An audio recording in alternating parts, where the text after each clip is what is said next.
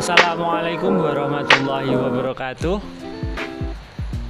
Kami dari kelompok 2 beranggotakan Aditya, Nina, Nola, serta Visa dengan tema cara penggunaan bahasa Indonesia yang baik dan benar serta ragam keilmuan bahasa Indonesia.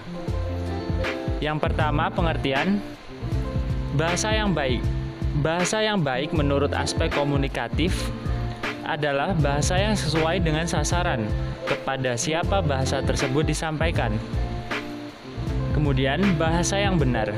Bahasa yang benar berkaitan dengan aspek kaidah, yakni peraturan bahasa, yaitu masalah tata bahasa dan pilihan kata, tanda baca, serta ejaan. Sedangkan bahasa Indonesia yang baik dan benar, bahasa Indonesia yang digunakan sesuai dengan situasi pembicaraan dan sesuai dengan kaidah yang berlaku dalam bahasa Indonesia seperti sesuai dengan ejaan, istilah, dan tata bahasa. Kriteria bahasa yang baik. Yang pertama, ketepatan memilih ragam bahasa yang sesuai dengan kebutuhan komunikasi. Yang kedua, mudah dipahami. Yang ketiga, menggunakan bahasa yang tepat. Yang keempat, rasional. Dan yang terakhir, efisien. Sedangkan kriteria bahasa yang benar, yang pertama, tata bunyi atau fonologi. Yang kedua, tata bahasa. Ketiga, kosakata. Yang keempat, ejaan. Dan yang kelima, makna. Contoh penggunaan bahasa Indonesia yang baik dan benar tertera dalam video.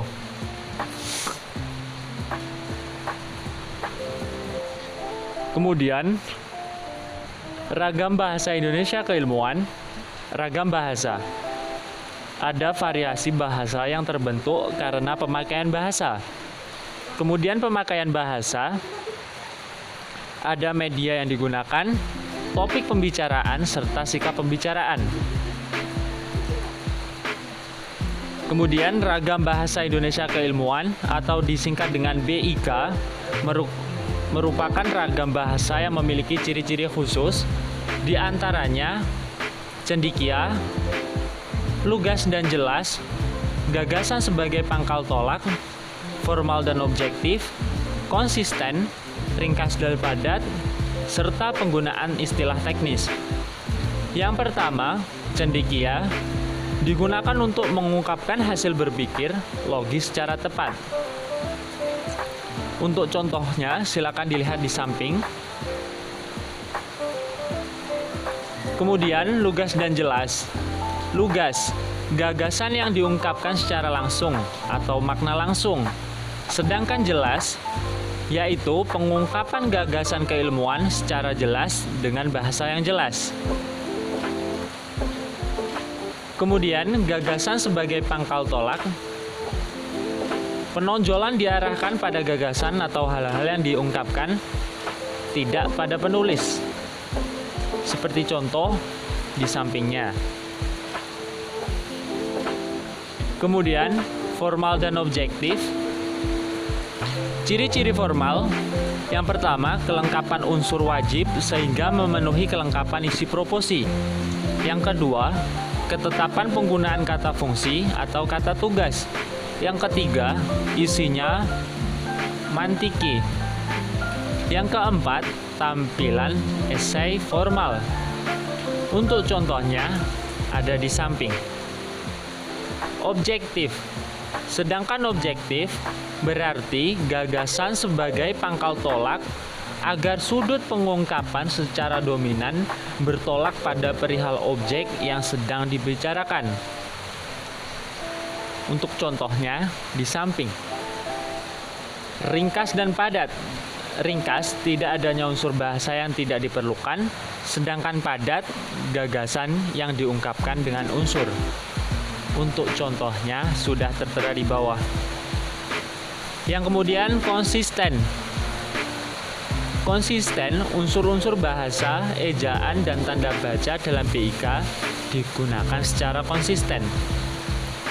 Sedangkan penggunaan istilah teknis, penggunaan wacana teknis, dan kelengkapan peristilahan teknis.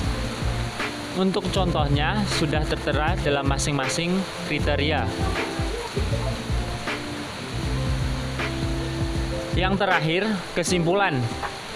Bahasa Indonesia yang baik dan benar adalah bahasa Indonesia yang digunakan sesuai dengan situasi pembicaraan atau lawan bicara, tempat pembicaraan, dan sesuai dengan kaidah yang berlaku dalam bahasa Indonesia, seperti ejaan, istilah, dan tata bahasa.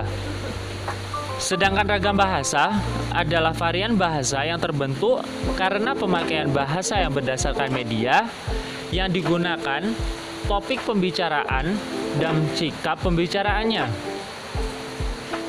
Jadi, ragam bahasa Indonesia keilmuan memiliki beberapa ciri seperti cendekia, lugas dan jelas, gagasan sebagai pangkal tolak, formal dan objektif, ringkas dan padat, konsisten, serta yang terakhir yaitu penggunaan istilah teknis. Sekian dari kelompok kami, terima kasih.